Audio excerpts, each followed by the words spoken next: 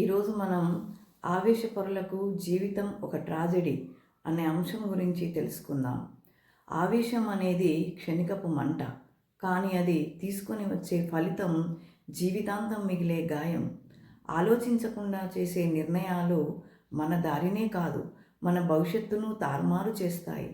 మనసు మండే ఆ ఒక్క క్షణం సంవత్సరాల శాంతిని దహనం చేసే శక్తి కలిగి ఉంటుంది. ఆవేశం పెరిగినప్పుడు తెలివి తగ్గుతుంది, నిజం కనిపించదు, తప్పు మాత్రమే కనబడుతుంది. అప్పుడు ఎదుటివారిని కాదు, ముందుగా మనల్ని మనమే నష్టపరుచుకునేటువంటి పరిస్థితి ఏర్పడుతుంది. జీవితం ఎంత అందమైనదైనా ఆవేశం దానిని విషాదకతగా మారుస్తుంది. పశ్చాత్తాపం ఎప్పుడు ఆవేశం తర్వాతే వస్తుంది, కానీ అది ఏ తప్పును సరిచేయదు. శాంతి, సహనం, సమయం ఈ మూడింటిని పట్టుకున్న వారే నిజమైన విజయాన్ని సృష్టిస్తారు. మరి మీరేమంటారు? Thank you.